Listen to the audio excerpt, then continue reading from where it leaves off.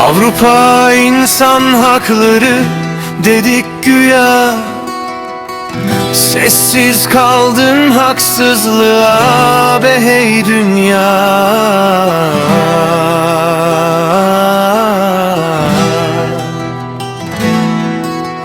Kör karanlık zindanda Selahattin,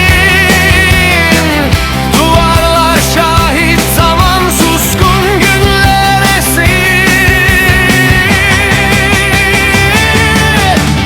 Sessiz kaldın haksızlığa be hey dünya. Suskunluğun yankı vurur sokakta. Sessiz kaldın haksızlığa be hey dünya. Suskunluğun yankı olur sokakta.